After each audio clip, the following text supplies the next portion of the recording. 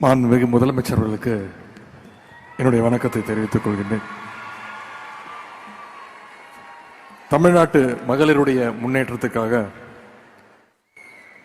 மற்றும் ஒரு வரலாற்று சிறப்புமிக்க நாளில் உங்களை எல்லாம் சந்திப்பதில் மிகுந்த மகிழ்ச்சி அடைகின்றேன், பெருமை அடைகின்றேன்.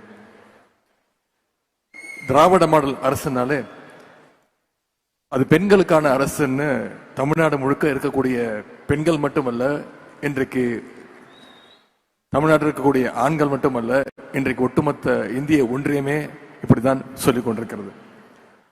அதற்கு காரணம் நம்முடைய மாண்புமிகு முதலமைச்சர் அவர்கள் ஒவ்வொரு திட்டத்தை கொண்டு வரும்போதும் அதுல மகளிர் முன்னேற்றத்தை மனசுல வச்சு ஒவ்வொரு திட்டத்தையும் செயல்படுத்தி வருகின்றார்.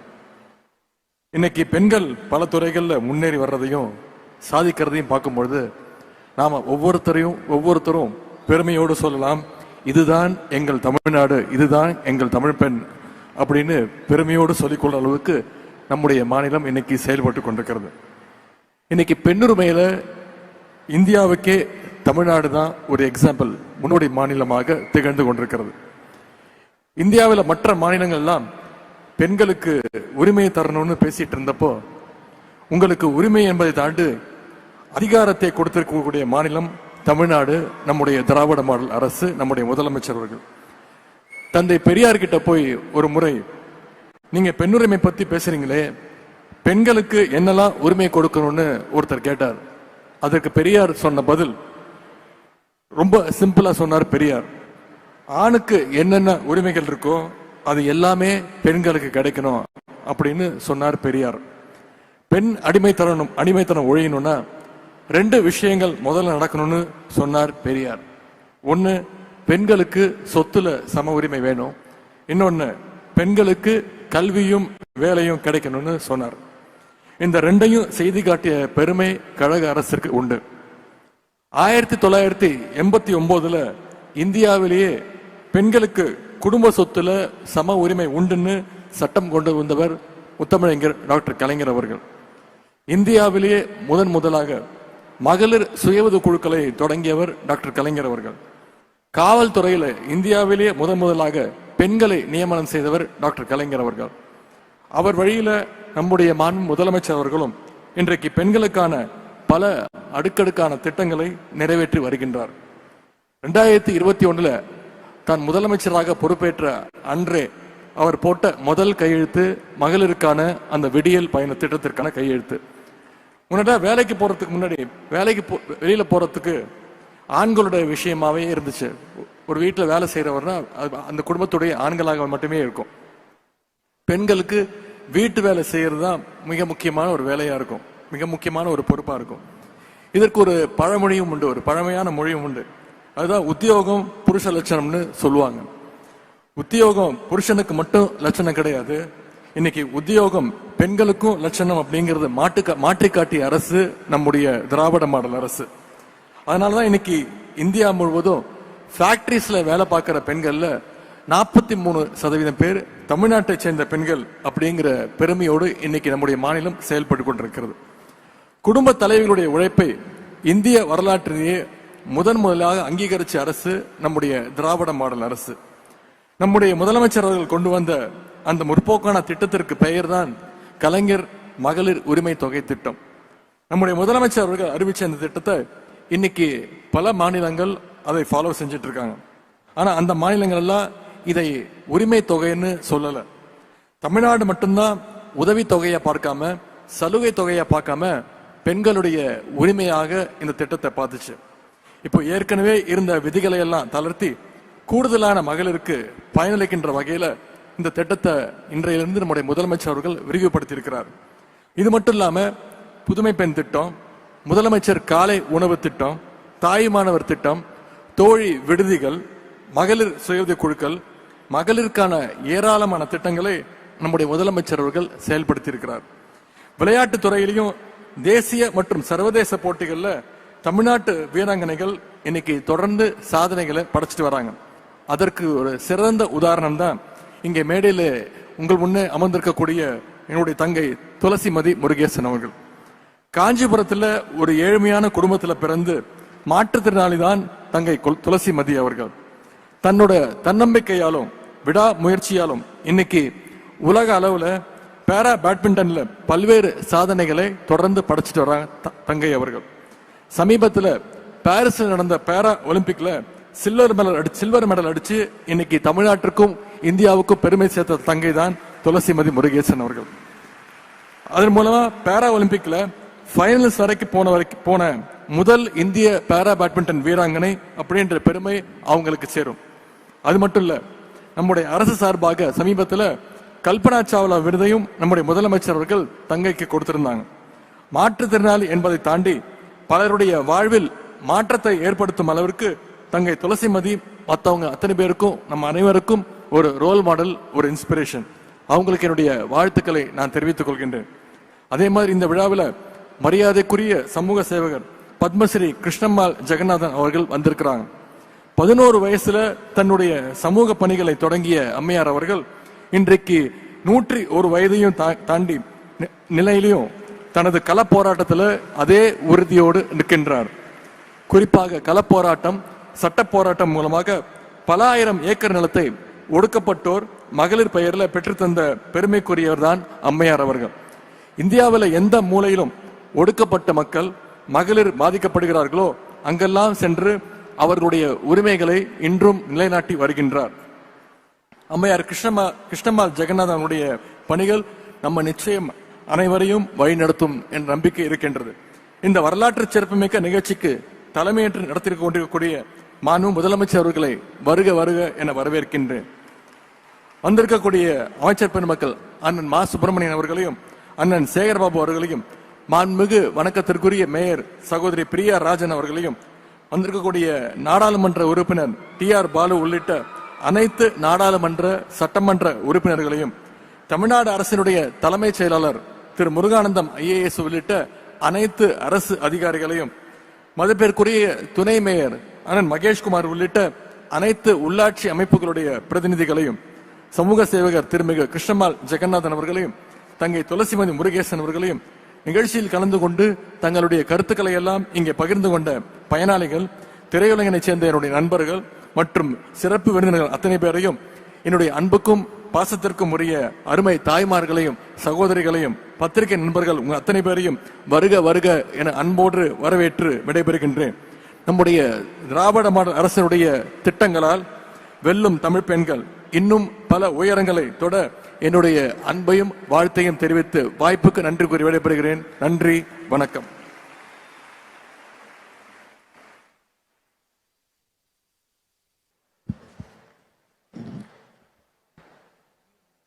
அன்புள்ள இந்த சிறப்பான நிகழ்ச்சிக்கு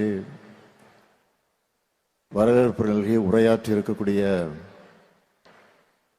மாண்புமிகு துணை முதலமைச்சர் தம்பி உதயநிதி அவர்களே,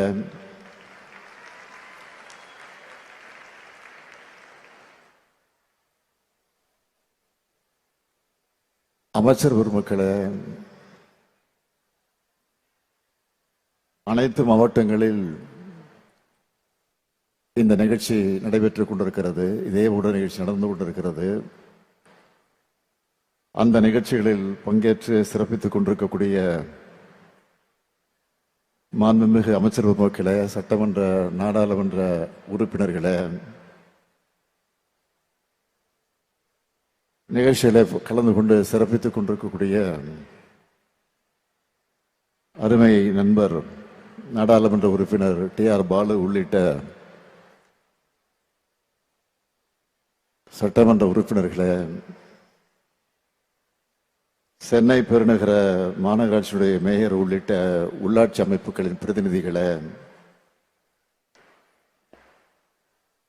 தலைமைச் செயலாளர் திரு முருகானந்தம் IAS அவர்களே, சிறப்பு விருந்தினர்களாக கலந்து கொண்டிருக்கக்கூடிய காந்தியவாதி, சமூக சேவகி, 100 வயதை கடந்து இந்த நிகழ்ச்சியில கலந்து கொண்டு நம்ம எல்லாம் சிறப்பித்துக் கொண்டிருக்கக்கூடிய பத்மபூஷன் திருமதி கிருஷ்ணம்மாள் ஜெகநாதன் அவர்களே, பூப்பந்து விளையாட்டு வீராங்கனை செல்வி துளசிமதி முருகேசன் அவர்களே, பல்வேறு துறைகளில் சாதனை படைத்திருக்கக்கூடிய சகோதரிகளே, சான்றோர் பெருமக்களே, திரைக்கலைஞர்கள், புரட்சி தமிழர் என்னுடைய அன்புக்குரிய சத்யராஜ், திருமதி ரோகிணி உள்ளிட்ட கலை உலகத்தைச் சார்ந்த சகோதர சகோதரிகளே, கலைஞர் மகளிர் உரிமை தொகை பெறக்கூடிய பயனாளி பெருமக்களே, என்னுடைய பாசத்திற்கும் பேரன்பிற்கும் உரிய மகளிர் சுய உதவிக் குழுவை சார்ந்திருக்கக்கூடிய சகோதரிகளே, தாய்மார்களே, பத்திரிகை மற்றும் ஊடகத்துறை சார்ந்த நண்பர்களே, உங்கள் அனைவருக்கும் என்னுடைய அன்பான வணக்கம். என்னை அண்ணனாக தம்பியாக ஏத்துக்கிட்டு பாச பிணைப்போடு உங்க குடும்பங்கள்ல ஒருவனா நினைக்கிற பாசமிகு சகோதரி அனைவருக்கு என்ற அன்பான வணக்கம்.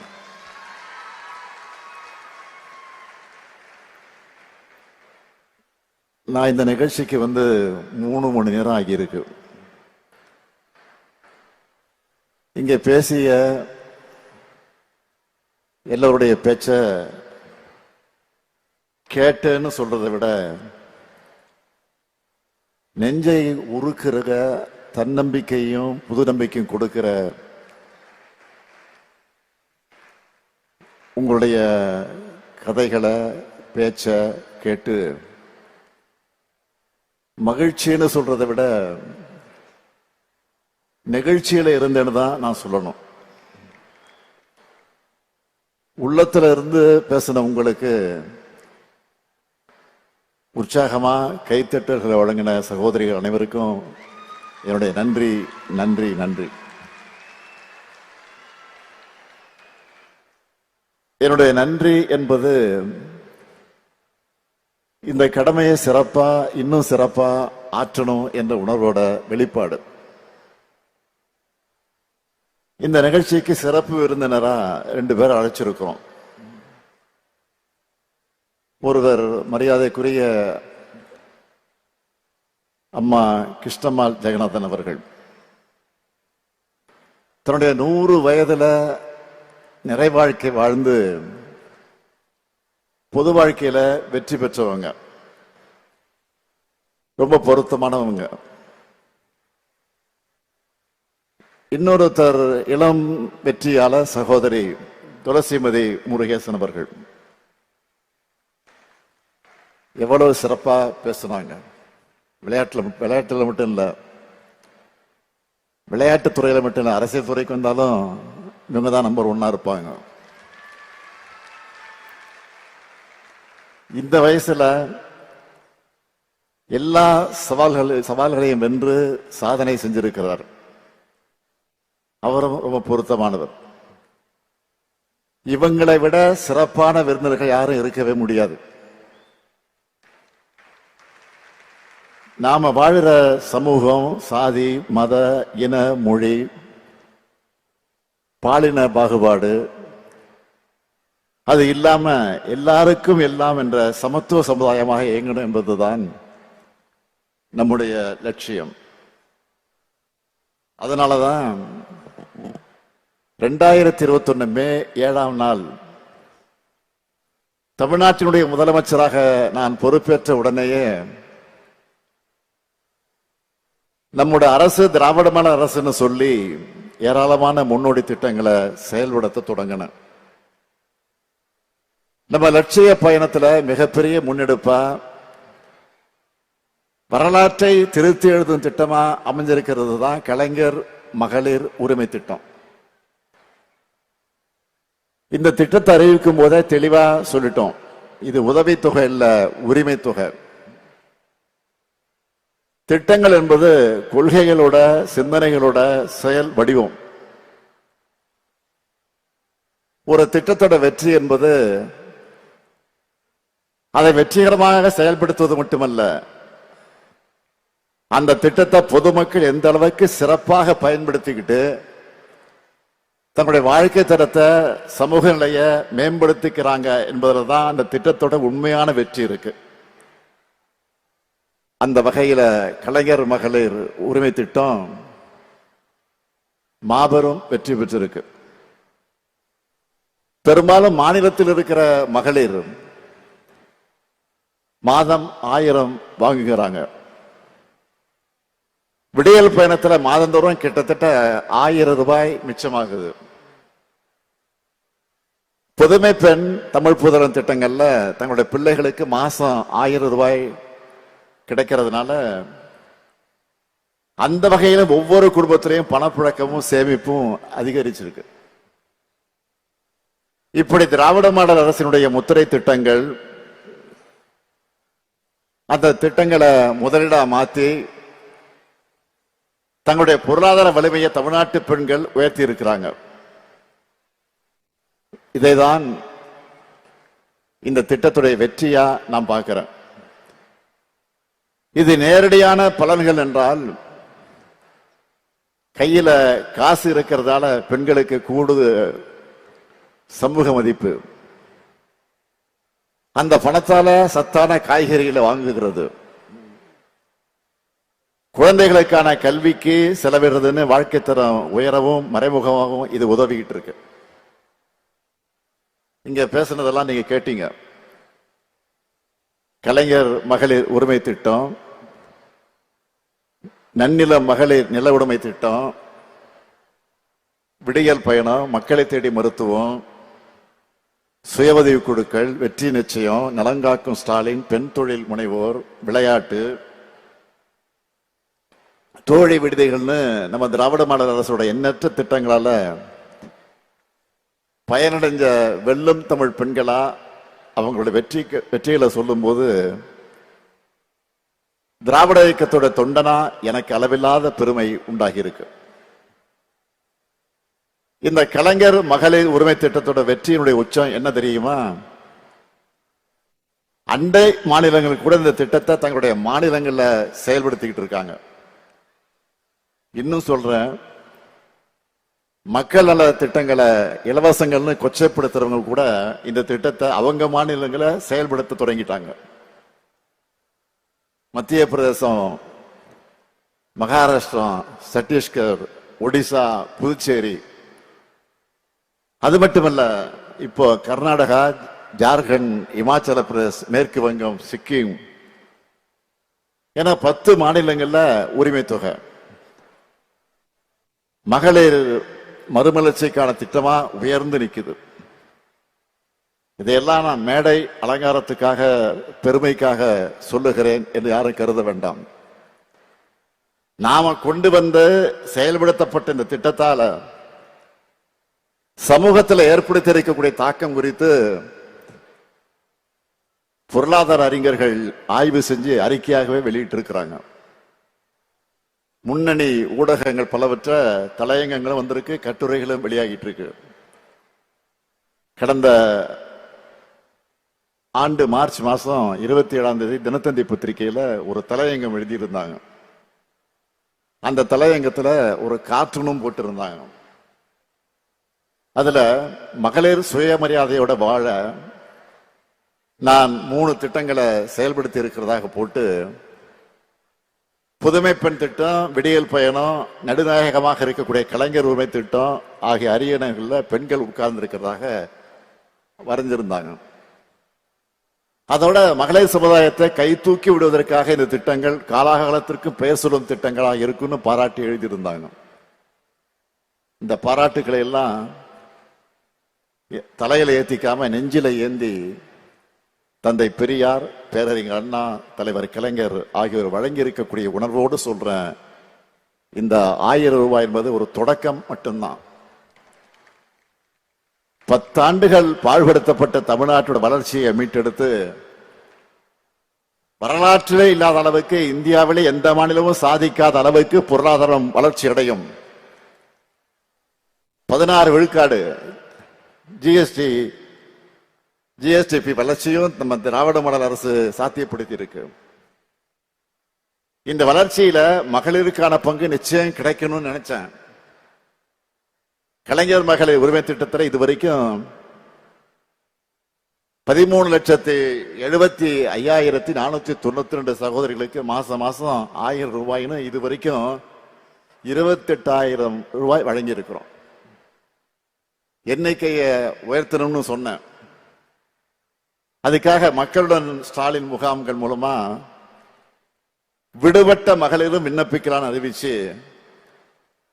இன்னைக்கு காலையில 16,94,339 பேருக்கு அக்கௌண்ட்ல 1000 ரூபாய் போட்டுட்டோம். இனிமே தமிழ்நாட்டில் இருக்கிற 1,30,69,831 சகோதரிகளுக்கு 1000 ரூபாய் மாசம் மாசம் தொடர்ந்து கிடைக்கும். தலைநிபரும் தமிழ்நாட்டில் பெண்கள் உயர்ந்து நடைபோட நிச்சயம் உரிமை தொகையும் உயரும், பெண்களுடைய உரிமையும் உயரும். உறுதியா சொல்றேன், எதிர்காலத்தில் வரலாற்று ஆசிரியர்கள் வரலாற்று எழுதும் பொழுது மகளிர் முன்னேற்றத்தினுடைய புதிய அத்தியாயத்தை ஸ்டாலினுடைய திராவிட மாடல் ஆட்சியில தொடங்குச்சுன்னு தான் எழுதுவாங்க. இந்த உரிமை தொகை உங்களுடைய உயர்வுக்கு மட்டுமல்ல, உங்க மகள்களோட உங்க மகன்களோட கல்விக்கு பயன்படும் விரும்புகிறேன். கல்விதான் சிறந்த முதலீடு, யாராலும் அழிக்க முடியாத சொத்து. அது தலைமுறைகள் தழைக்க பெண்கள் முன்னேற்றமும் அதுக்கு பெண் கல்வியும் அவசியம். நீங்க முன்னேறி வந்து சிறகடிச்சு பறக்கணும், ஆணும் பெண்ணும் சரிநிகர்னு சாதனைகள் படைக்கணும்.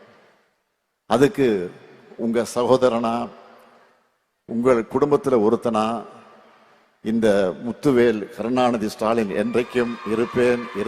நன்றி, வணக்கம். தமிழ்நாட்டின் அரணாக, கேடயமாக, கவசமாக விளங்கி கொண்டிருக்கும் தமிழ்நாடு முதலமைச்சர் மாண்புமிகு ஸ்டாலின் அவர்களுக்கும், அவருடன் தோளோடு தோள் நின்று போர்ப்படை தளபதியாக விளங்கும் துணை முதலமைச்சர் உதயநிதி ஸ்டாலின் அவர்களுக்கும், மற்றுமுள்ள அமைச்சர் பெருமளுக்கும், சட்டமன்ற உறுப்பினர்களுக்கும், அதிகாரிகளுக்கும், மக்கள் அனைவருக்கும் என்னுடைய முதல்கண் வணக்கத்தை தெரிவித்துக் கொள்கிறேன். இவங்களுடைய சாதனை எல்லாம் பார்க்கல ரொம்ப எனக்கு வியப்பா இருக்குது.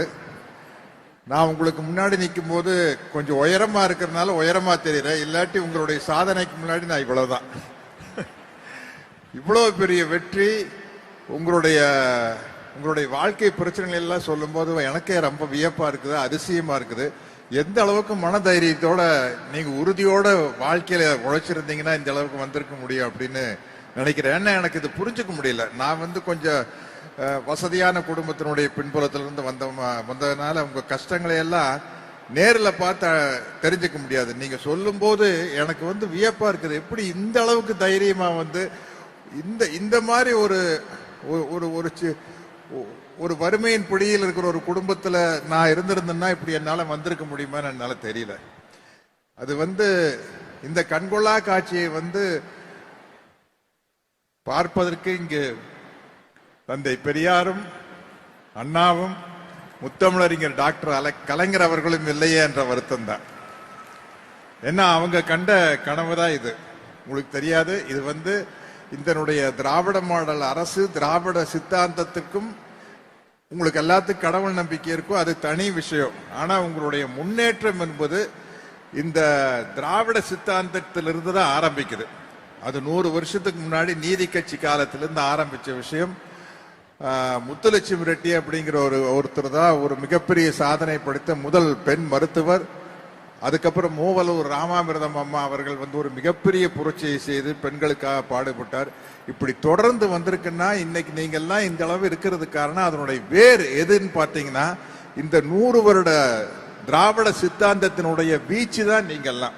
இது நீங்க உங்களுக்கு தெரிஞ்சவங்க கிட்ட கேட்டு தெரிஞ்சுக்கங்க. என்ன நம்ம அந்த வேர்களை நாம புரிஞ்சுக்கிட்டாதான் நாம எந்த அளவுக்கு இந்த திராவிட மாடல் அரசுக்கு துணையாக நிற்க வேண்டும் என்பது உங்களுக்கு தெரியும்.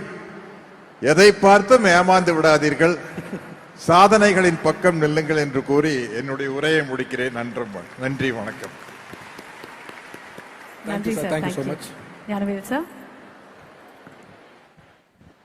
எல்லாருக்கும் வணக்கம். சரி, வெல்லும் பெண்கள் அப்படிங்கிற நிகழ்ச்சிக்கு போறோமே. திராவிட இயக்கம்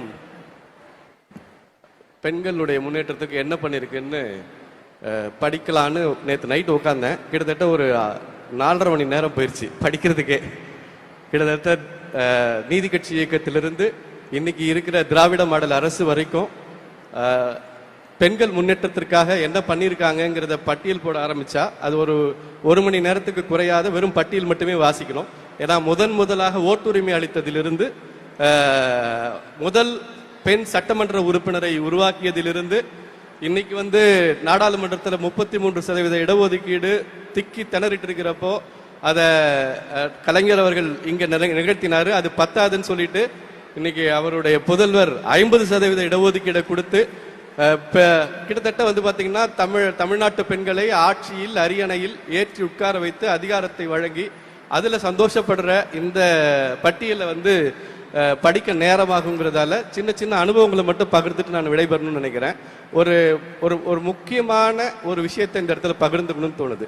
என்னன்னா, திட்டங்களை மாதிரியே திட்டங்களுக்கு வைக்கப்படுகிற பெயர்கள் ரொம்ப ரொம்ப முக்கியமானது அப்படின்னு நான் நினைக்கிறேன். தமிழ்நாடு அரசினுடைய திட்டங்களுடைய பெயர்கள் இருக்கு இல்லையா, அது ஒரு வரலாற்று முக்கியத்துவம் வாய்ந்த ஒரு செயல்பாடாக இருக்கிறது அப்படின்னு உதாரணத்துக்கு சொல்றதா இருந்தா, இப்ப நீங்க மணிமேகலை புத்தர் இருக்கிற காப்பியம், அந்த காப்பியத்துல செவிடு, குருடு, ஊமை இப்படி சொல்ல மாட்டாங்க. காது கேளாதார், வாய் பேசாதார், பார்வையற்றோர், அப்படி. அதுதான் தமிழ் பண்பாட்டினுடைய உச்சம்னு சொல்லலாம். கிட்டத்தட்ட இது ஒரு 2000 வருஷத்துக்கு முன்னால. நான் அப்படியே இன்னைக்கு நிக்கிற 2025 நின்றுட்டு இருக்கேன். நம்முடைய மாண்புமிகு முதல்வர் முன்னால் நின்று பேசிக்கிட்டு இருக்கேன். இங்க இவர்கள் வைக்கிற திட்டத்தினுடைய பெயர்களை நீங்க பாருங்க. கட்டணம் இல்லா பயணம், இலவச பயணம் இல்லை. மகளிர் உதவி தொகை இல்லை, மகளிர் உரிமை தொகை.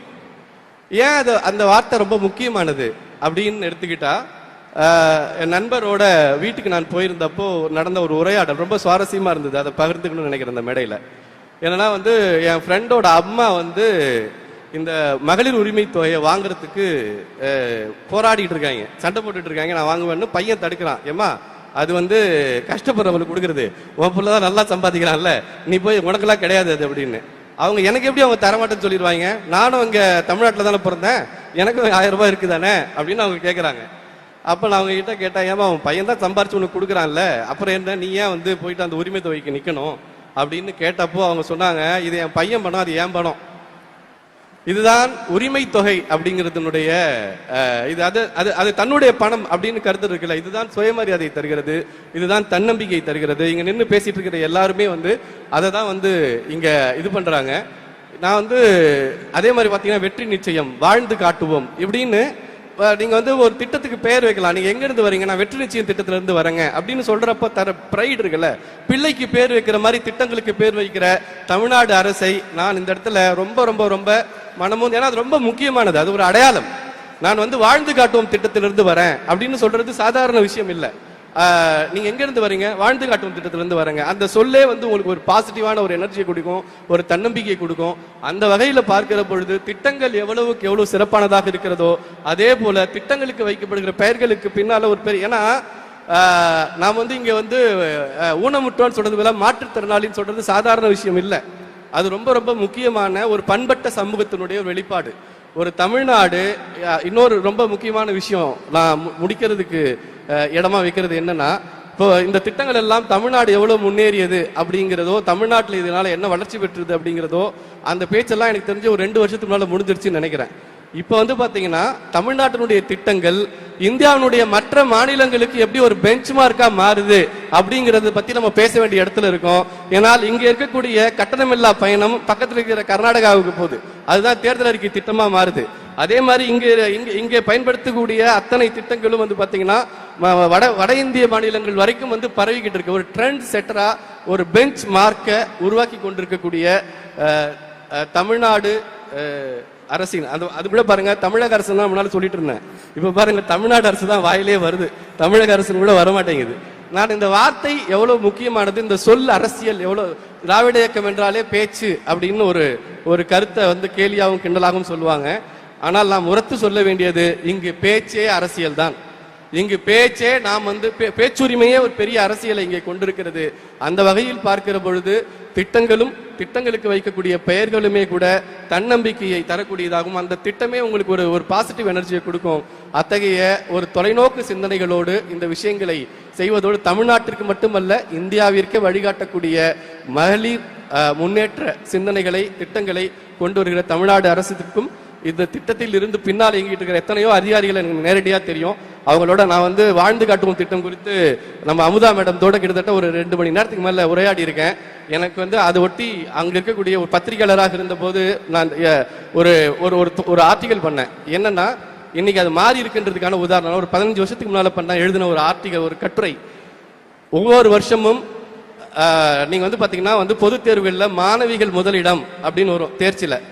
ஆனால் கல்லூரி விண்ணப்பங்களில் மாணவர்கள் முதலிடம் இருக்கும், பெண்களுடைய விண்ணப்பம் கம்மியா இருக்கும். ஆனால் இன்றைக்கு தலைகீழாக மாறி இருக்குது. ஏன் அப்படின்னா, தனக்கிட்ட 1000 ரூபாய் இருக்கு, நான் போய் அப்ளிகேஷன் வாங்கிக்கணும்னு அவங்களால சொல்ல முடியும். என்கிட்ட பணம் இருக்கு, நான் போய் ஃபீஸ் கட்டிக்கணும்னு அவங்க சொல்லிக்க முடியும். யாரையும் நீ படி தாண்ட வேணான்னு சொன்னியா, நான் உனக்கு வந்து பயணம் செய்யறதுக்கு இலவசம் தப்பாயிருச்சு, கட்டணம் இல்ல பேருந்து வந்து உனக்கு நான் தருவேன். நீ வந்து படிக்க கூடாதுன்னு சொல்றியா, நான் உனக்கு வந்து உரிமை தொகை தருவேன், நீ போய் படின்னு நீங்க வந்து அந்த விஷயங்களை செய்யக்கூடிய இந்த தொலைநோக்கு இருக்குல்ல. இன்னும் நூற்றாண்டுகள் திராவிட மாடல் இந்த தமிழ்நாட்டை முன்னேற்றி இந்தியாவினுடைய ஒரு முன்மாதிரி மாநிலமாக மாற்றுவதற்கு நாம் எல்லாரும் துணை நிற்கணும். அவர்கள் செயல்பட வேண்டும். அவர்கள் செயல்படுவதற்கு நான் வந்து மனப்பூர்வமாக என் வாழ்த்துக்களையும் நன்றிகளையும் தெரிவித்துக்கிறேன். நாம் எல்லாம் கூட நிற்போம். அடுத்த முறையும் இந்த லெகசி தொடரணும். எப்படி வந்து முதல் முறையாக 1926 மகளிருக்கு ஓட்டுரிமை கிடைத்ததோ அதே மாதிரி இன்றைக்கு தமிழ்நாட்டு பெண்களுக்கு சிறகு முளைத்திருக்கிறது. உங்கள் அத்தனை பேருக்கும் என் மனம் நிறைந்த வாழ்த்துக்களை தெரிவித்துக் கொள்கிறேன். நன்றி. ஞானவேல் சார், நீங்க சொன்னது போல 100% நீங்க சொன்னதுல ஒரு உண்மை இருக்கு. நிறைய மாநிலங்கள்ல இது போல சிமிலர் ஸ்கீம்ஸ் இருந்தாலும் கூட யாருமே மகளிர் உரிமை தொகைன்னு அவங்கள ரைட்டா சொன்னதே இல்லை. அவங்களுக்கு ஒரு சின்ன தயக்கம் இருந்துகிட்டே இருக்கு, உரிமைன்னு சொன்னா எங்க உரிமையா கேட்டுருவாங்களோ அப்படின்னு. அதனால உதவி தொகைன்னு சொல்லிட்டு இருக்க நேரங்கள்ல நம்ம ரொம்ப ரைட்டா ரொம்ப சரியா பேர் வச்சிருக்கோம், மகளிர் உரிமை தொகை. Thank you sir. நன்றி. சாரா வாங்க. Thank you sir, thank you so much sir. என் பேர் வந்து சாரா. நான் திருவண்ணாமலை மாவட்டத்திலிருந்து இலங்கை முகாம்ல இருந்து வர்றேன். எங்க வீட்டில் மொத்தம் 4 பேர், அம்மா, அப்பா, நான், அண்ணா. நாங்கள் வந்து ஃபர்ஸ்ட் வந்து ஆர்னியில் வந்து ஒரு ரைஸ் மில் குடோன்ல தான் வந்து நாங்கள் இருந்தோம். 100 குடும்பத்துக்கு மேலே வந்து அங்கே தான் இருந்தோம். பிளே ஓர்டில் தான் எங்களுக்கு வந்து வீடு 10க்கு 10ல் பிளே ஓர்டில் தான் எங்களுக்கு வீடு வந்து கட்டி கொடுத்துருந்தாங்க. ஃபர்ஸ்ட்டு நாங்கள் அங்கே தான் இருந்தோம். மழை பெஞ்சாலுமே வீட்டுக்குள்ளே வந்து மழை பெய்யும். நான் ஒரு பக்கம், அண்ணா ஒரு பக்கம், தண்ணியை பிடிச்சி வெளியில் ஊற்றுற மாதிரி தான் இருந்துச்சு. கிச்சன் பார்த்தா வீட்டில இருந்து ஒரு 15 ஸ்டெப்பு தள்ளி தான் வந்து கிச்சன் வந்து வெளியில போற மாதிரி இருந்துச்சு. கிச்சன்ல இருந்து பாத்ரூம் போறதுக்கு அது கொஞ்சம் ரொம்ப தூரமா 30 ஸ்டெப்பு அப்படி இருந்துச்சு. மழை பெய்யும் போல நிறைய டைம் பாத்ரூம் போகாம கூட இருந்திருக்கோம். ஏன்னா உள்ள வந்து பூச்சி அப்படிலாம் இருக்குன்னு சொல்லிட்டு போகாம இருந்திருக்கிறோம். நானே நிறைய டைம் போகாம இருந்துட்டு இதுக்காகவே நான் வந்து டெய்லி ஸ்கூல் போவேன். ஏன்னா வந்து ஸ்கூல்ல போய் ரெஸ்ட் ரூம் போய்க்கலாம் அப்படின்னு மாதிரி அப்படிதான் நாள் ஓடிட்டு இருந்துச்சு. நாங்கள் 33 வருஷமா அங்கதான் இருந்தோம். இப்ப 2 வருஷமா தச்சூர்ல வந்து எங்களுக்கு வந்து முதல்வர் சார் வந்து வீடு கட்டி கொடுத்துருக்காரு. எங்களுக்கு வீட்டுலயே பாத்ரூம் இருக்கு, வீட்லயே கிச்சன் இருக்கு. நாங்க வெளியில போகணும்னு எங்களுக்கு அவசியமே இல்லை. எங்களுக்கு அது வந்து வீடு இல்லை, அங்க இருக்கிற எல்லாருக்குமே அது ஒரு கோயில் மாதிரி தான் நாங்க அதுல இருக்கிறோம். நாங்க ஈழ மக்கள் சார்பாகவும் எங்க தச்சூர் கேம்ப் சார்பாகவும் ஃபர்ஸ்ட் நன்றி சொல்லிக்கிறேன் அவருக்கு. அது மட்டும் இல்லாம நான் வந்து பிகாம் முடிச்சிருக்கேன். நாங்க ஸ்ரீலங்கனால எங்களுக்கு வந்து கவர்மெண்ட் வேலை வந்து கிடையாது, பிரைவேட்ல இருந்து வேலை கிடைச்சிச்சு. இந்த மாதிரி லோன் கொடுக்கணும் அப்படின்னு சொன்னனால வீட்டுல இருந்து அனுப்பல. இது மாதிரி பொம்பளை பொண்ணை வந்து இப்படிலாம் வேணாம், அன்டைம்ல எல்லாம் போற மாதிரி இருக்கும், வேணாம் அப்படின்னு சொன்னனால போகல. அதுக்கப்புறம் வந்து வீட்டுல 4 வருஷம் சும்மா தான் இருந்தேன். எனக்கு ஃபேஷன் டிசைனர் படிக்கணும் ரொம்ப ஆசை. படிக்க வைக்கிற அளவுக்கு வீட்டுல சுச்சுவேஷன் இல்லை, வருமானம் இல்லை. அதுக்கப்புறம் வீட்டில் 4 வருஷம் சும்மா இருக்கும்போது இதை மாதிரி வெற்றி நிச்சயம் மூலியமா ஆரி ஒர்க் கிளாஸ் சொல்லித்தரோம், அவன் சேர்ந்துக்கிறீங்களான்னு கேட்டாங்க. நான் அதில் போய் முதலாக போய் பேரை கொடுத்தேன், எல்லாத்துலேயும் முதலாவும் பண்ணினேன். கிளாஸ் போயிட்டு இருக்கும் போதே எனக்கு ஒரு வாரத்திலேயே வந்து எனக்கு ஒரு ஆர்டரும் வந்துருந்துச்சு 500ல். அந்த ஆர்டர் எடுத்து நான் பண்ணினா எனக்கு பெனிஃபிட் கிடைக்கல. ஏன்னா வந்து வீட்டில் தையல் மிஷின் இல்லாதனால வெளியில் போய் தான் வந்து பண்ணுற மாதிரி இருந்துச்சு. அதனால வந்து அதில் எனக்கு 200 தான் கிடச்சிச்சு. அம்மா கிளாஸ் பாதி போயிட்டு இருக்கும்போது எனக்கு 2வது ஆர்டர் வந்துச்சு 1500ல். எனக்கு அதில் நல்ல பெனிஃபிட் கிடச்சிச்சு. அப்புறமா கிளாஸ் முடியறதுக்குள்ளேயே எனக்கு வந்து பிரைடல் பிளவுஸ் கிடைச்சிச்சு. அதில் வந்து 15000க்கு பண்ணினேன். அதில் 5000 ரூபாய்க்கு நான் அட்வான்ஸ் வாங்கியிருக்கிறேன். நான் வீட்டில இருந்து இப்போ இந்த ஒர்க் தான் பண்ணிக்கிட்டு இருக்கிறேன்னா. அப்பா உங்களுக்கு தெரியுமான்னு தெரியல, நீங்க இதே ஸ்டேஜில் இருந்து தான் வெற்றி நிச்சயத்தை வந்து தொடங்கி வச்சீங்க. நீங்க வெற்றி நிச்சயம் வெற்றி நிச்சயம் வெற்றி நிச்சயம் சொன்னீங்க. அதே ஸ்டேஜில் இந்த பல கோடி பெண்கள்ல நானும் ஒரு பொண்ணா நான் வந்து இந்த வெற்றி எனக்கு நிஜமாவே என் வாழ்க்கையில வெற்றி நிச்சயமா மட்டும்தான் ஆயிருக்கு. நான் வந்து இங்க நிக்கிறேன். நான் வந்து ஒரு கச்சிப்ல உங்களுக்கு ஒரு எம்ப்ராய்டிங் போட்டு வந்திருக்கிறேன்ப்பா, அது உங்களுக்கு தரணும்னு நான் ஆசைப்படுறேன். தரலாமா? Please please.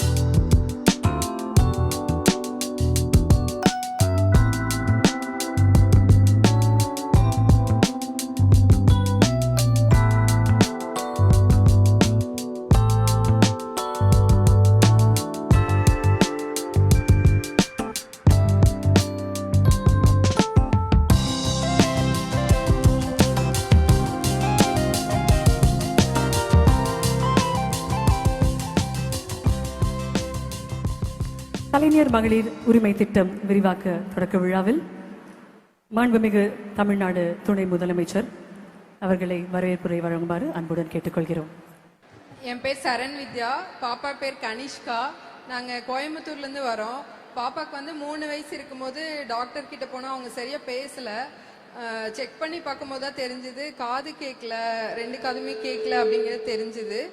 அதுக்கப்புறம் ப்ரைவேட் ஹாஸ்பிட்டலில் தான் நாங்கள் போனோம். அங்கே வந்து இந்த காக்லியர் இம்ப்ளான்ட் சர்ஜரி பண்ணுறதுக்கு வந்து 17 lakhs to 18 lakhs ஆகும் அப்படின்னு சொல்லி சொன்னாங்க. அது பண்ணிட்டு 1 year வந்து ஆடிட் வெர்பல் தெரப்பி கொடுக்கணும், அந்த தெரப்பிக்கு 2 lakhக்கு மேலே செலவாகும் அப்படின்னு சொல்லி சொன்னாங்க. அப்படி இருக்கும்போது தான் ஒரு டாக்டர் சொன்னாங்க, இது வந்து கோயம்புத்தூர் GHல வந்து ஃப்ரீயாகவே பண்ணுறாங்க, காப்பீட்டு திட்டத்து மூலிமா பண்ணிக்கலாம், கலைஞர் காப்பீட்டு திட்டத்து மூலிமா நீங்கள் பண்ணிக்கலாம் அப்படின்னு சொல்லி சொன்னாங்க. நாங்கள் அங்கே போனோம். எல்லாமே அவங்க எங்களுக்கு ஃபுல்லாக எல்லாமே சப்போர்ட் பண்ணி கொடுத்தாங்க. ஆக்சுவலாக சர்ஜரியிலேயே ஒரு சின்ன இஷ்யூ இருந்தது. டாக்டர் வந்து பண்ணினாலுமே 99% வந்து வாய்ப்பு இல்லை அப்படின்னு சொல்லி தான் ப்ரைவேட் ஹாஸ்பிட்டலில் சொன்னாங்க. ஆனால் GHல வந்து அதே தான் சொன்னாங்க. பட் என்ன சொன்னாங்கன்னா, இது பெண் குழந்தையா இருக்கிறதுனால நம்ம அப்படி விட முடியாது, நாங்கள் ட்ரை பண்ணுறோம் அப்படின்னு சொல்லி பண்ணாங்க. பண்ணி 1 year ஃப்ரீயாகவே ஆடிட் வெர்பல் தெரப்பியும் கொடுத்தாங்க. இன்னைக்கு வந்து கனிஷ்கா நல்லா பேசுகிறாங்க, ஸ்கூலுக்கு போகிறாங்க, நார்மல் ஸ்கூலில் படிக்கிறாங்க. இன்னைக்கு வெர்பல் தெரப்பி மூலமாக கனிஷ்கா நீங்க பேச ஆரம்பிச்சிருக்கீங்க. ஒரு சில வார்த்தைகள் பேசுறீங்களா? will you say hi to everybody? சொல்லுங்க ப்ளீஸ். இப்போ நாங்கள் நல்லா ஸ்கூலுக்கு போகிறேன், நான் நல்லா படிக்கிறேன், சூப்பராக படிக்கிறேன். கோயம்புத்தூரில் GHக்கும் உங்களுக்கும் ரொம்ப தேங்க்ஸுங்க. ஓ, நீங்க பாட்டு பாடுவீங்கன்னு கேள்விப்பட்டேனே, பாட்டு பாடுவீங்களா? நல்லா பாட்டு பாடுவீங்களாமே. 2 வரி பாடலாமா? பாடுங்க. என்ன பாட்டு பாட போறீங்க? பாடுங்க. ஆலமரத்துல விளையாட்டு, அணிலே அணிலே கை தட்டு, குக்கு குக்கு குயின் பாட்டு, கொஞ்சம் கிளியே தலையாட்டு, குட்டி குரங்கே வாலாட்டு, சின்ன முயலே மேல கொட்டு, சிங்க குட்டியே தாளம் தட்டு, எல்லாருக்கிட்ட ஆடிக்கிட்ட ஏழிலோ பாடிக்கிட்ட ஒண்டா கட்ட சேர்ந்துக்கிட்டு ஓடி வாங்க துள்ளிக்கிட்டு, ஓடி வாங்க துள்ளிக்கிட்டு. அம்மா ஸ்டார்டிங்ல மகள் பேச மாட்டேங்கான்னு ஃபீல் பண்ணீங்க, இப்போ இவ்வளவு பேர் முன்னால பாடவே செய்றா, இப்போ எவ்வளவு சந்தோஷமா இருக்கு? ரொம்ப சந்தோஷமா இருக்கு சார். இதை விட எனக்கு பெரிய சந்தோஷம் எதுவுமே இல்லை. அவ பேசவே மாட்டாளான்னு நினைச்சேன், இன்னைக்கு இவ்வளோ அழகா பாடுறா. ரொம்ப சந்தோஷமா இருக்கு. ரொம்ப வாழ்த்துக்கள். தேங்க்ஸ் சொல்லிக்கிறேன். நான் ஜிஹெச்ல வந்து சரவணன் சார், அலி சுல்தான் சார் டீம் தான் சார் இவ்வளோ சப்போர்ட் பண்ணாங்க. அவங்களுக்கு நான் ரொம்ப தேங்க்ஸ் சொல்றேன். பண்ண முடியாது 99% பண்ணவே முடியாதுன்னு சொல்ல சான்ஸ் இருந்தும் 1% நாங்க ட்ரை பண்றோம், இது பெண் குழந்தை நாங்க ட்ரை பண்ணுவோம்னு பண்ணாங்க. அவங்களுக்கு தான் நான் ரொம்ப தேங்க்ஸ் சொல்றேன். எந்த ஜிஹெச் அது? கோயம்புத்தூர் ஜிஹெச். ஃபேண்டாஸ்டிக். ஆக்சுவலா அரசு மருத்துவர்களுடைய பங்கு ரொம்ப பெருசு. அது இது போல விஷயங்களை பேசும்போது நமக்கு இன்னும் புல்லரிக்கக்கூடிய மொமெண்டா கூட வருது. ஒரு பிள்ளை பேசவே முடியாது இந்த காலகட்டத்தை தூக்கி இன்னைக்கு ஒரு பொண்ணு அழகா பாடுறாங்க. ஆயிரக்கணக்கான பேர் முன்னால பாடுறாங்கன்னா சாதாரண விஷயமா? எவ்வளவு பெரிய விஷயம். அரசு மருத்துவர்கள் எங்க இருந்தாலும் என் மனமார்ந்த வாழ்த்துக்களை தெரிவிச்சுக்கிறேன். குறிப்பாக கோயம்புத்தூர் ஜிஹெச்ல கூடிய அனைத்து அரசு மருத்துவர்களுக்கும் என் மனமார்ந்த வாழ்த்துக்கள். அண்ட் டாக்டர் பூங்கொடி அவர்கள் இங்க இருக்காங்களா? ஓகே, டாக்டர் பூங்கொடி அவர்கள், அவங்களுடைய டாக்டரும், அவங்களுக்கும் ஒரு பெரிய பெரிய தேங்க்யூ. பூங்கொடிமா நீங்க சொல்லுங்க. என்னுடைய பேர் பூங்கொடி. என் ஊர் வந்து கொடகரை. நாங்கள் வந்து மலைவாழ் மக்கள். நான் 8ஆம் கிளாஸ் வரை படிச்சிருக்கேன். எனக்கு வந்து 23ல் ஸ்ட்ரோக் ஆயிடுச்சு. என்னால் படுத்து படிக்கதா இருந்தேன். என்னால் எழக்கூட நிற்க முடியல, எழ முடியல, உட்கார முடியல, ஒன்றுக்கு போக கூட என்னால் முடியாமல் இருந்தது. அப்புறம் எங்கள் வீட்டில் உள்ளவங்க எல்லாரும் ரொம்ப கஷ்டப்பட்டாங்க. எங்கள் வீட்டுக்காரரு, எங்கள் மாமனார், எங்கள் அத்தை எல்லாரும் கஷ்டப்பட்டாங்க. என் மருமக இப்படி ஆயிட்டாள், எப்படி இப்படி பண்ணுறது அப்படின்னு சொல்லிட்டு ரொம்ப அழுந்துட்டு இருந்தாங்க. அப்போ அந்த நிமிஷத்தில் வந்து மக்களை தேடி மருத்துவம் அந்த ஸ்கீம்லேருந்து ஒரு சார், சூர்யா சார்ன்றவங்க வந்தாங்க. வந்து நீ வாழ்க்கையை உன் கையில் தராமா, நீ எதுக்கும் பயப்படாத அப்படின்னு சொல்லி என் கூட பேசினாங்க. என் குடும்பத்துக்கிட்ட பேசினாங்க. பேசி அப்புறம் எனக்காக கைக்கான பயிற்சியும் கொடுத்தாங்க, கால்கான பயிற்சியும் கொடுத்தாங்க. இப்போ அந்த மாதிரி செஞ்சனால இப்போ என் வாழ்க்கையே மாறிடுச்சு. இப்போ நான் நல்லா நடக்க ஆரம்பிச்சிட்டேன். இப்போ நான் நல்ல நிலைமையில வந்துட்டேன். என் குடும்பமே நல்லா இருக்கு. என் வாழ்க்கையே இப்போ என் கையில் வந்து மறிக்குது. ரொம்ப சந்தோஷமா இருக்கு. கேட்கவே ரொம்ப சந்தோஷமா இருக்குமா? அந்த சூர்யா சார் எங்க இருக்காங்க? சார்ட்ட மைக் கொடுங்க. ஆக்சுவலா அந்த அம்மா சொல்லும் போது நடக்கவே முடியாம ரொம்ப சிரமமான கண்டிஷன்ல இருந்தேன் அப்படின்னாங்க. ஆமாங்க சார். முதல்ல வரும்பொழுது அவங்களுக்கு என்ன சிரமம் இருந்தது, அவங்க வீட்டுல எப்படி இருந்தாங்க, இப்ப அவங்க நல்ல நிலைமையில பார்க்க முடியுது. பட் தொடக்க நிலை எப்படியாக இருந்துச்சு, அரசு முகாம் எப்படி அதுக்காக உதவுச்சு? ஆமாங்க சார். என்னோட பெயர் வந்து சூர்யாங்க சார். நான் வந்து என்மாரி மருத்துவராக இருக்கேன், பிசியோதெரபிஸ்டாக இருக்கேன் மக்களை தேடி மருத்துவமில். என்னோட வட்டாரம் வந்து தள்ளிங்க சார், அதில் தான் ஒர்க் பண்ணிகிட்டு இருக்கோம்.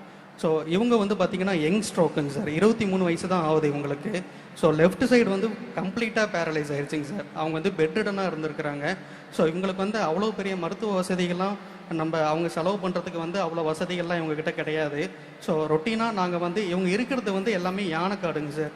ஸோ ரொட்டீனாக நாங்கள் வந்து மந்த்லி ஒன்ஸ் இவங்களுக்கு எல்லாமே போயிட்டு இவங்களுக்கு உண்டான ட்ரீட்மெண்ட்டு ஃபஸ்ட்டு எப்படி ஆரம்பிக்கணுமோ, எந்த பவர்லேருந்து ஆரம்பிக்கணுமோ ஒவ்வொன்றா இவங்களுக்கு பொறுமையாக உட்காந்து எக்ஸ்பிளைன் பண்ணி நாங்களும் பண்ணி இவங்களை எல்லாமே பண்ண வச்சதுனால இன்றைக்கி வந்து படுத்து படிக்க இருக்கிறவங்க வந்து ஒரு 2 கிலோமீட்டர் நடந்து பக்கத்தில் இருக்கிற பிரைமரி ஸ்கூலுக்கு போய் குழந்தைங்களுக்கு பாடம் சொல்லி கொடுத்துட்ருக்குறாங்க சார்.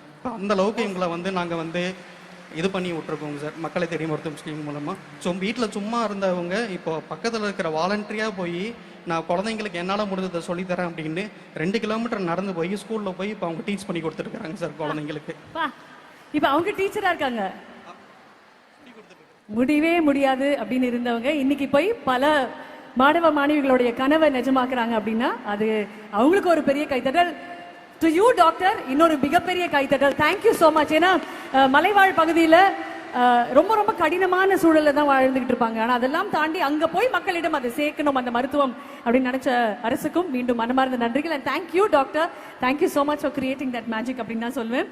அண்ட் ஆக்சுவலா எப்போ வந்து ஒரு நாட்டுல மருத்துவம் சிறப்பா இருக்குன்னு சொல்லுவாங்க அப்படின்னா அவங்க டோர் ஸ்டெப்புக்கு அவங்களுடைய கால் பக்கத்திலேயே ஒரு மருத்துவம் போகும்போது தான் அந்த மருத்துவம் சிறப்பா இருக்குன்னு சொல்லுவாங்க. அப்படி மக்கள் எங்க இருக்காங்களோ அவங்க வந்து நிலத்துல இருந்தாலும் சரி, இல்ல மலையில இருந்தாலும் சரி, இல்ல காடுகள்ல இருந்தாலும் சரி, அவர்களை நோக்கி போகக்கூடிய திட்டம் மக்களை தேடி மருத்துவம் திட்டம் ஒரு அருமையான திட்டம். அதுல பார்த்த ஒரு பயனாளி தான் நம்ம பாக்குறோம். Alright, next. அடுத்தபடியாக டாக்டர் ராஜசேகர் அவர்கள் சொல்லுங்க டாக்டர். வணக்கம், என்னோட பேர் டாக்டர் ராஜேஷ்.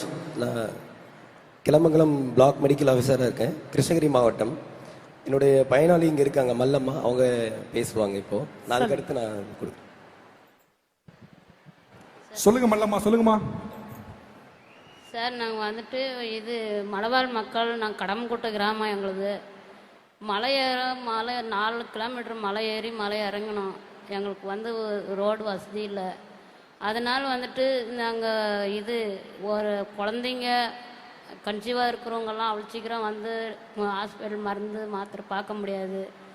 அதனால் வந்துட்டு சார் வந்து என்ன சொன்னாங்க, இது சார் வந்துட்டு சரி இப்படியெல்லாம் ஒரு கொடூரமான இடத்துல இருக்கிறாங்களே, அவங்கள என்ன பண்ணுறது அப்படின்னு சொல்லிட்டு அவங்களே வந்து பார்த்து இப்போ ரெகுலராக வந்து பிபி மாத்திரை எல்லாமே செக் பண்ணுறாங்க, எல்லாமே பார்க்குறாங்க. நான் வந்து கன்சீவாக இருந்தப்போ சார்கிட்ட சொல்கிறது கூச்சமாக இருந்து சொல்லவே இல்லை. சரி நான் சார் வந்தாங்கன்னா போய் ஒழிஞ்சிக்குவேன், என்ன பண்ணுறது அப்படின்னு ஒழிஞ்சிக்குவேன். எப்படி சொல்கிறதுன்னே எனக்கு தெரியல. அப்புறமா சார் என்ன பண்ணார், என்னடா நம்ம ஸ்கூல் பக்கத்தில் இருக்கிறோம்மா, நம்ம வர்றப்பெல்லாம் ஒன்றுமே எங்கே போகிறாங்கன்னே தெரியலையே, எதனால் போகிறாங்கன்னு ஒன்றும் புரியல அப்படின்னு சொல்லிட்டு சிஸ்டருங்களை விட்டு என்னை பார்க்க சொன்னாங்க.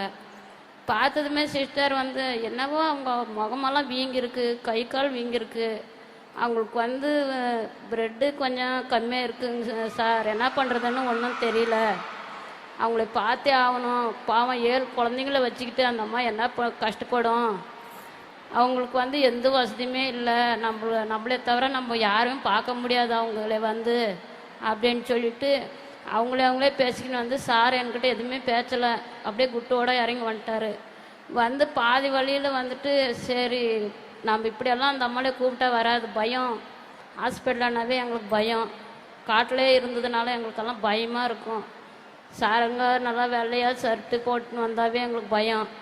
அதனால் வந்துட்டு நாங்கள் என்ன எப்படி நம்ம போகிறது அப்படின்னு எங்கள் ஊரில் எல்லாமே பேசுவாங்க.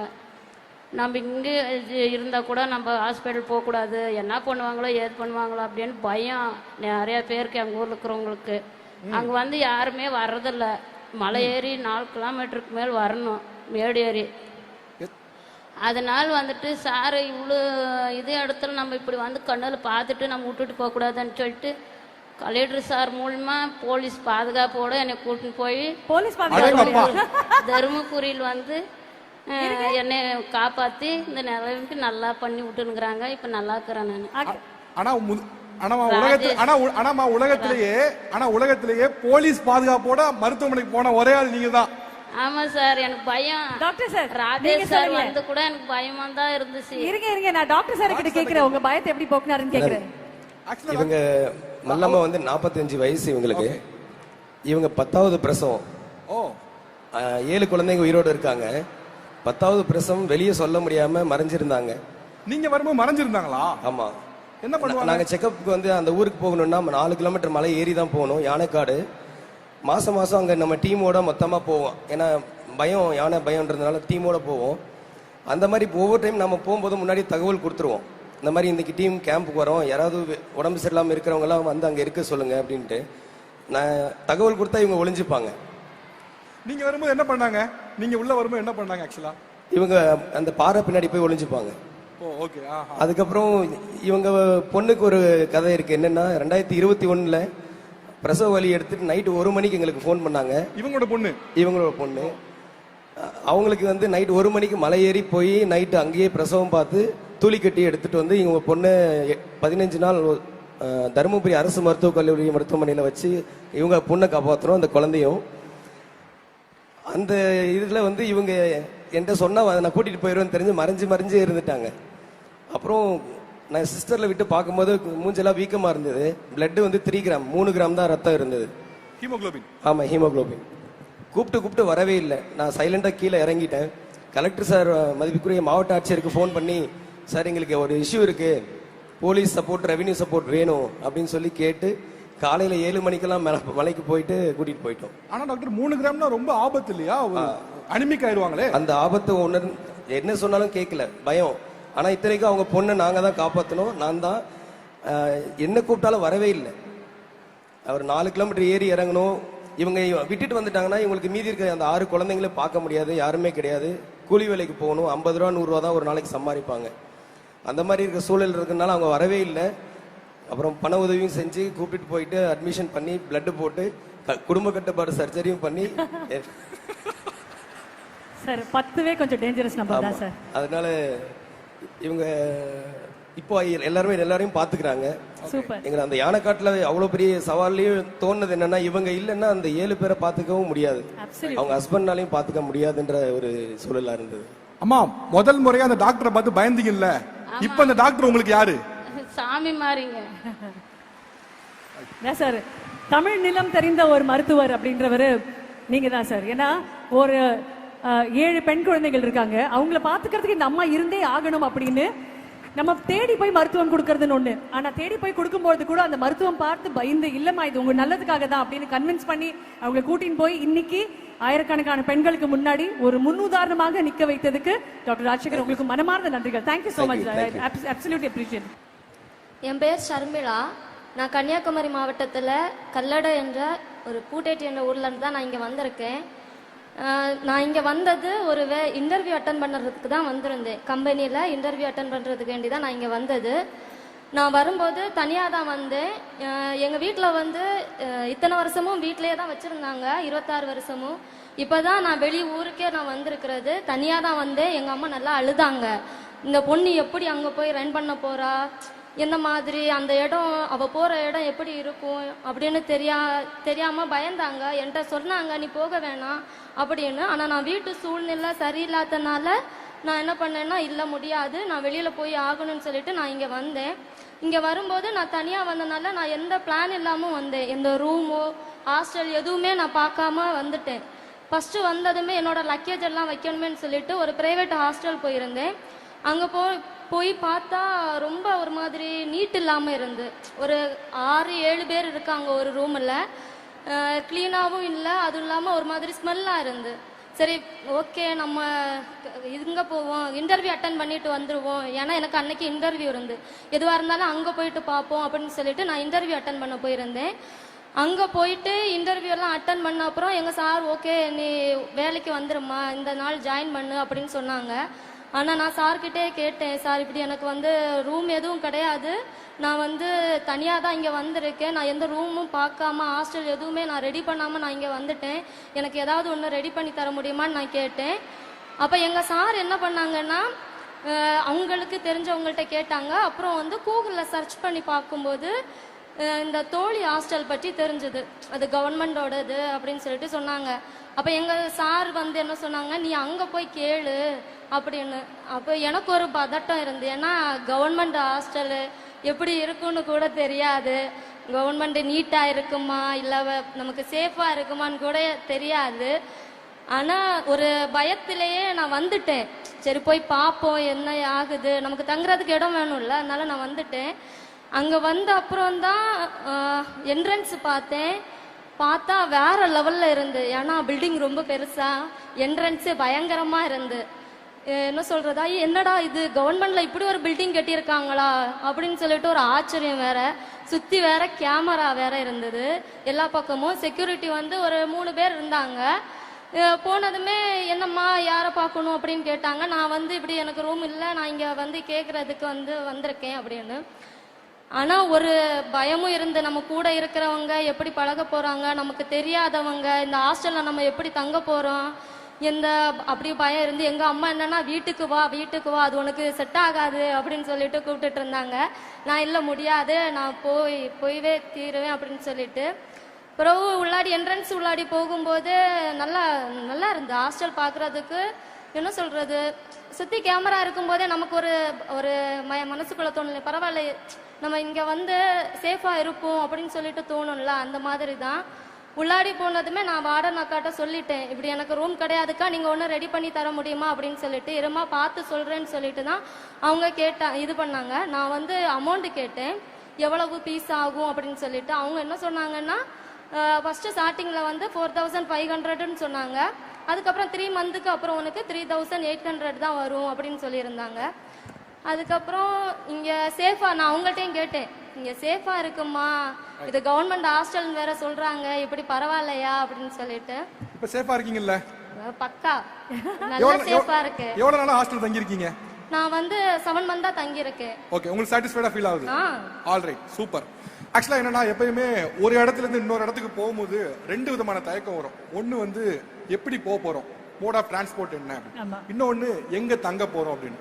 ரெண்டாவதான எங்க தங்க போறோங்கிறதுக்கு தோழி விடுதி ரொம்ப அருமையான திட்டம் மூலமாக நிறைய பேர் கிராமத்துல இருந்து சிட்டிக்குள்ள வரும்னு நினைக்கிறவங்களுக்கு பெரிய தயக்கம் என்னன்னா, சென்னை மாதிரியான பெருநகரத்துல எனக்கு சொந்தக்காரங்க யாருமே இல்லையே, நான் எங்க போய் தங்குவது, போய் வெளியில தங்குறதுக்கு பணமும் இல்லை, என்ன பண்றது அப்படின்னு. அவர்களுக்காக ஒரு தீர்வாக தோழி விடுதி. ரைட், ரொம்ப நன்றிமா. நன்றி. ரைட், தேங்க்யூ கண்ணா. பிரமிளா இருக்கீங்களா? பிரமிளா சொல்லுங்கம்மா. என் பேர் பிரமிளா. நான் வந்து தூத்துக்குடி மாவட்டம் சாத்தான்குளம் வட்டம் ஒரு சொக்கன்குடியிருப்பு அப்படிங்கிற ஒரு கிராமத்துல இருந்து தான் வந்திருக்கேன். நான் எதில் பணி செய்கிறேன் அப்படின்னா, நம்முடைய மாண்புமிகு துணை முதல்வர் உதயநிதி ஸ்டாலின் சார் அவங்க வந்து ஸ்டார்ட் பண்ண பாலின வள மையம், அதாவது சுய உதவிக்குழு மகளிருக்கும் சரி அனைத்து மகளிருக்கும் சரி பாலினம் சம்பந்தப்பட்ட பிரச்சனைகளுக்கு தீர்வு காண்ற இடமா பாலின வளமை இருக்கும் அப்படிங்கிறது வந்து அது நிறுவனாங்க. அதில் வந்து நான் பணி செஞ்சுட்டு வரேன். இந்த பாலின வளமை வந்து என் லைஃப்ல ரொம்பவே வந்து ஒரு மாறுதலை ஏற்படுத்தியிருக்கு. எப்படின்னா, நான் வந்து எங்க தலைமுறையிலே ஒரு முதல் பட்டதாரி. அப்பா அம்மா கஷ்டப்பட்டு படிக்க வச்சாங்க. அதுக்கப்புறம் நம்மளுடைய ஒரு லைஃப் ஒன்று நமக்கு அமைச்சு கொடுப்பாங்கல்ல, வசதியா கட்டி கொடுத்தா பிள்ளை நல்லா இருக்கும்னு சொல்லிட்டு ஒரு லைஃப் எனக்கு எங்க அப்பா ஏற்படுத்தி கொடுத்தாங்க. அது வந்துட்டு நிறைய ஸ்ட்ரகிளை ஃபேஸ் பண்ணிட்டு தான் நான் வெளியே வந்தேன். அந்த லைஃப்பை நினைச்சு ஐயோ நம்ம பிள்ளைக்கு தப்பான ஒரு லைஃப்பை சூஸ் பண்ணி கொடுத்துட்டோமே நினைச்சு எங்க அப்பா வந்து சூசைட் பண்ணி இறந்துட்டாங்க.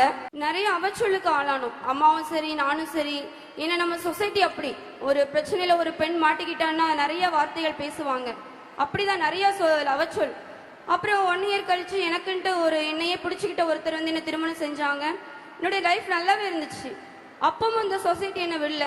நிறைய ஒரு பழிச்சொல், அப்பவும் ஒரு பழிச்சொல்ல வந்து என் மேல திணிச்சுக்கிட்டே தான் இருந்தாங்க. கடைசியில தான் நம்முடைய சுய உதவி குழு மூலமா வந்து மகளிர் திட்டத்துல இருந்து இப்படி ஒரு வேலை வாய்ப்பு போட்டிருக்காங்கம்மா பாலின வளமையத்துல வந்து. அப்போ வந்துட்டு நான் கேட்டேன் இது எந்த மாதிரி ஒரு பணி அப்படின்னு சொல்லிட்டு. அப்போ கேட்கும்போது தான் இது மகளிருக்கு உண்டானது. அப்போதான் மகளிருக்கு உண்டான இது ஒரு பணி நீ வந்துட்டு அப்படின்னு சொல்லிட்டு இந்த பணியை பத்தின வந்து ஃபுல் டீடைல்ஸ் எனக்கு கொடுத்தாங்க. எனக்கு வந்து ரொம்பவே சாட்டிஸ்ஃபைடா இருந்துச்சு. ஏன்னா என்ன மாதிரி ஒரு பாதிக்கப்பட்ட பெண்களுக்கு ஒரு முன்னோடியா நான் இருக்கணும், பாதிக்கப்பட்ட பெண்கள் வெளியே கொண்டு வரணும், அவங்களுக்கு வந்து ஒரு சொல்யூஷன் கொடுக்கணும்னு சொல்லிட்டு இந்த ஜாபுக்குள்ள போனேன். அப்போ எனக்கு எங்க அம்மாவும் என் கணவரை வந்து ரொம்ப சப்போர்ட்டா இருந்து என்ன அனுப்பி வச்சாங்க. இந்த ஜாபுக்கு போகும்போது நான் கன்சீவ் ஆயிட்டேன். இந்த சட்டம் வந்து நீ மாசம் ஆயிட்டமா அந்த வேலைக்கு நீ வேண்டான்னு என்ன விடல, என்ன வந்து அந்த பணியில வச்சாங்க. அந்த கன்சீவா இருக்கும்போது நிறைய கேசஸ் சால்வ் பண்ணோம்.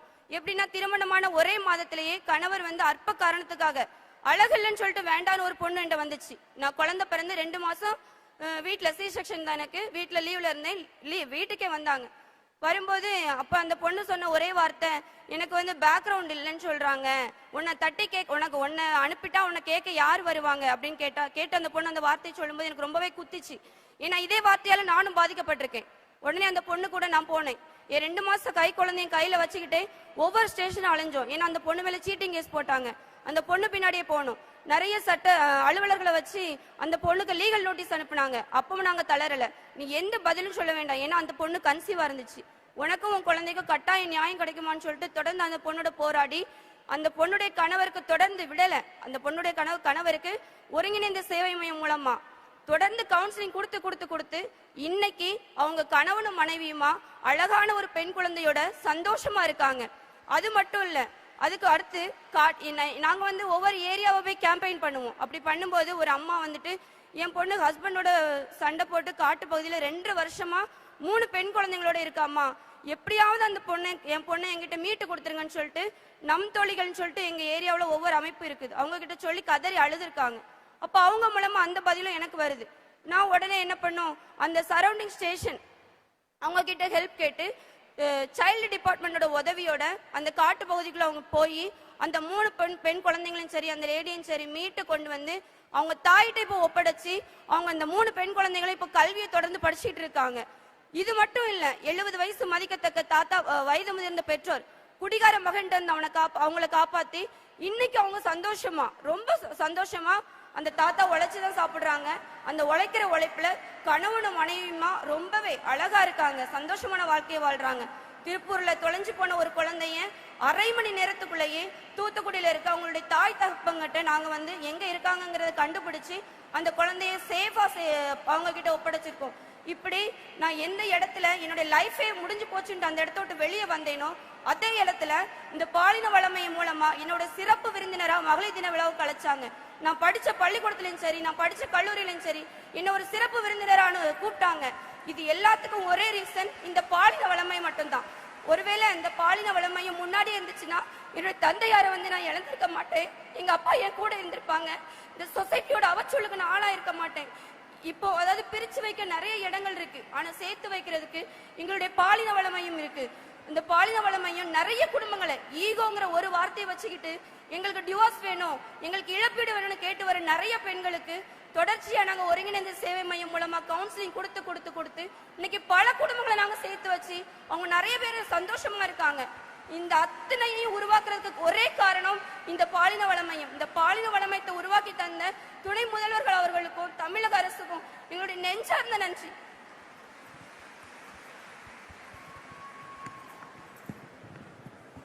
பொதுவாகவே ஒரு அரசு என்பது மக்களுக்கான தேவையை மட்டும் பார்க்காம மக்களுக்கான பாதுகாப்பையும் உறுதி செய்யணும். அதுதான் ஒரு அரசோட தலையாய கடமை.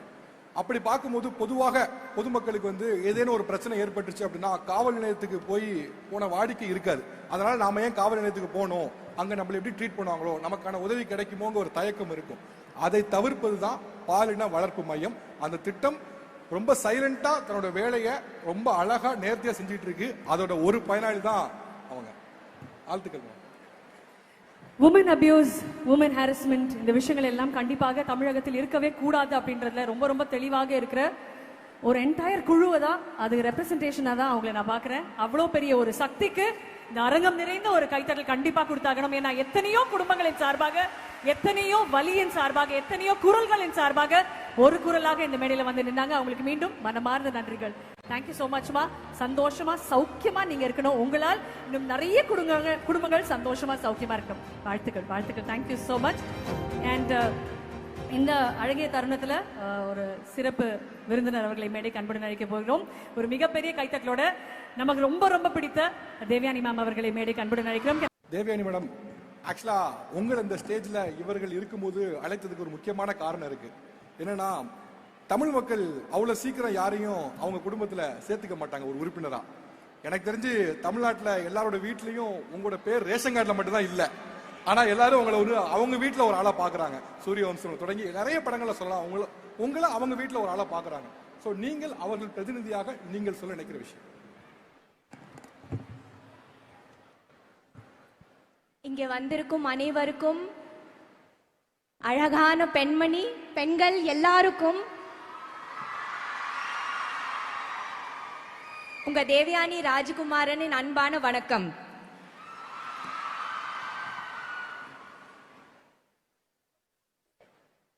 இந்த மேடையில நிக்கிறதுக்கு நான் ரொம்ப பெருமைப்படுத்துறேன். ரொம்ப பெருமையா இருக்கு, ரொம்ப ரொம்ப சந்தோஷமா இருக்கு.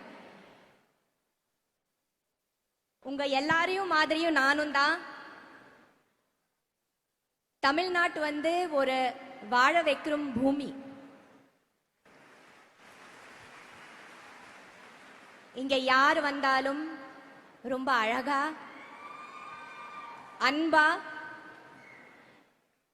நமக்கு நம்ம ஃபேமிலி மாதிரி நமக்கு வேலை வாய்ப்பு இருந்தாலும் சரி, கரியர் இருந்தாலும் சரி, எஜுகேஷன் இருந்தாலும் சரி, எல்லாமே கொடுக்கக்கூடிய நம்ம தமிழ்நாட்டுக்கு என்ன சொல்றது. நான் பிறந்து வளர்ந்தது மும்பை. ஆனாலும் எனக்கு எல்லாமே கிடைச்சது தமிழ்நாட்டில் தான்.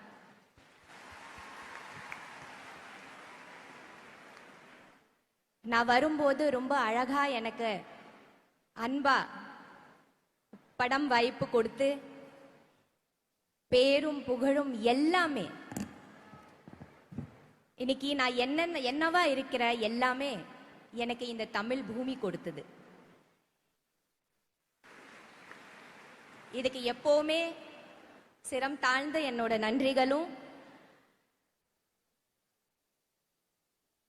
ரொம்ப அழகான பூமி நம்ம பூமி, ரொம்ப பாதுகாப்பான ஒரு பூமி, நம்ம எல்லா பெண்களுக்கும் தன்னம்பிக்கை கொடுக்கிற ஒரு பூமி இல்லையா? ஒரு பெண்ணா நம்ம பிறந்தாலும் ஜெயிச்சிட்டோம் இல்லையா? கண்டிப்பா நம்ம எல்லாரும் சாதனை செய்பவர் ரொம்ப நிறைய நமக்குள்ள ஒரு சாதனைகள் செய்யக்கூடிய அவ்வளோ நமக்குள்ள வந்து ஒரு ஸ்டாமினா இருக்குது, ஒரு எனர்ஜி இருக்குது, நமக்குள்ள அவ்வளோ ஒரு கான்ஃபிடன்ஸ் இருக்குது. அண்ட் தமிழ்நாடு கவர்மெண்ட் மூலமா நமக்கு எவ்வளவோ அழகான திட்டங்கள், நம் பெண்களுக்காக அவ்வளோ திட்டங்கள் பண்ணியிருக்காங்க, பண்ணிட்டு தான் இருக்கிறாங்க, இனிமே நிறைய பண்ண போறாங்க.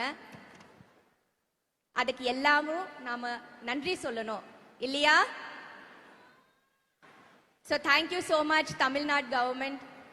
ரொம்ப ரொம்ப சந்தோஷம், எனக்கு ரொம்ப பெருமை. எனக்கும் இங்க வந்து இந்த மாதிரி பேசுறதுக்கு ஒரு வாய்ப்பு கொடுக்கறதுக்கு, உங்க இந்த மேடையில நிக்கிறதுக்கே இட்ஸ் ஒரு தனிய ஒரு பெருமையும் ஒரு கௌரவம் தான், அது ஆனர் தான். ஸோ இந்த மாதிரி வெல்லும் பெண்களோட எந்த நிகழ்ச்சிக்கு எனக்கு கூப்பிடுறதுக்கு I would like to thank the government, Tamil Nadu government. And thank you so much. எல்லா பயங்கரமான இன்ஸ்பைரிங் உங்களோட லைஃப் ஜேர்னி இருக்குது, ஒவ்வொன்றும் அவ்வளோ இன்ஸ்பைரிங்காக இருந்தது. நீங்கெல்லாம் கிரேட் கிரேட். எல்லாரும் ஒவ்வொருத்தரும் இங்கே ரொம்ப சிறப்பு, ரொம்ப ரொம்ப கிரேட். ஹேட்ஸ் ஆஃப் உங்களுக்கு, உங்களோட கான்ஃபிடென்ஸ்க்கும். எதுவுமே பயப்பட வேண்டாம், நாங்கள் எல்லாரும் ஒன்று தான். கஷ்டம் வரும், ஆனால் அதுவே நிரந்தரமா இல்லை இல்லையா? அதுவும் கடந்து போகும். சந்தோஷமா இருப்போம், ஹாப்பியா இருப்போம், பாசிட்டிவா இருப்போம். Thank you, thank you so much.